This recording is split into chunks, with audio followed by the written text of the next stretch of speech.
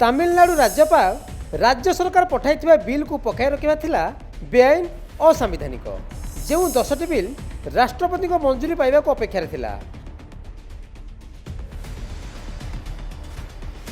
से सबु बिल को अजथार राज्यपाल निज पाखे रखा थिला बेआईन बोली स्पष्ट कर सुप्रीमकोर्ट। राज्यपाल को स्वेच्छाचारिता चलबनी।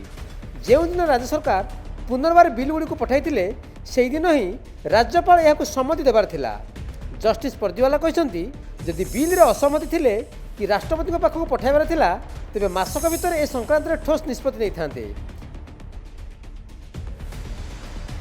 राज्यपाल राज्य सरकार परामर्श रे काम करबा नियम रही एथिरे व्यतिक्रम कहीं है। विधानसभा रे पारित विधेयक पर राज्यपाल सहमति नथिले ए निष्पत्ति भी 3 मास भितर नेबा दरकार। संविधान धारा 200 अनुसार राज्यपाल निजर स्वतंत्र क्षमता कि विवेक अधिकार को प्रयोग करें। राज्य मंत्रिमंडल परामर्श और सहयोग अनुसार राज्यपाल काम करने को बाध्य बोली कहते जस्टिस परदीवाला। राज्यपाल सबुबले सतर्क रहिबा दरकार, कौन सी रोड ब्लॉक पई चेष्टा करंतुनी।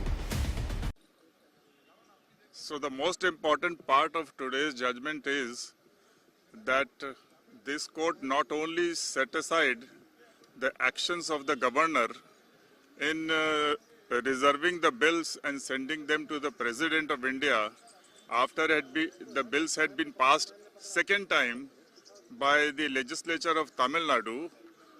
It has not only been set aside, they have not only been set aside, but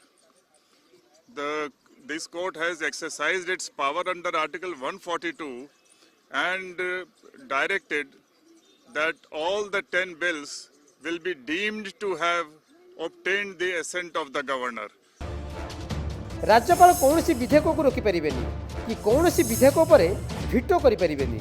राज्यपाल बिल को अनुमति देबे नचेत बिल को राष्ट्रपति को पाखक विचार लगे पठाई परिबे, किंतु राष्ट्रपति को पाखक द्वितीय थर पठाइबे कहि कि बिल को रोकी परिबेनी।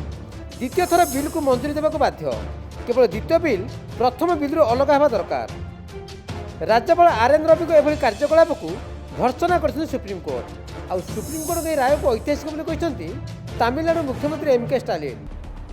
राज्य सरकार और राज्यपाल अधिकार को नहीं महत्वपूर्ण राय शुणाई सुप्रीमकोर्ट। राज्यपाल आरएन रवि जो 10टी बिल को दीर्घ दिन धरी पकाई रखिते केमिति थिला असंवैधानिक ताकू दर्शाई अदालत। राज्यपाल पक्षर 10टी विधेयक को राष्ट्रपति को विचार पर संरक्षित कर आड़ अवैध मनमानी बोली कहते अदालत।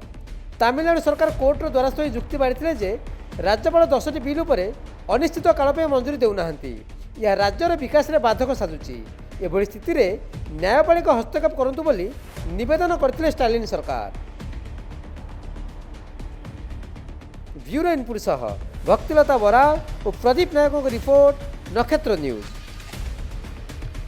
ओडिया पक्ष उपलक्षे बयनिका आनी 10+20% स्वतंत्र सरकारी रिहाती 14 एप्रिल पर्यंत। आज ही आसंतु बयनिका आउटलेट बा ऑनलाइन शॉप करंतु बयनिका.com रे।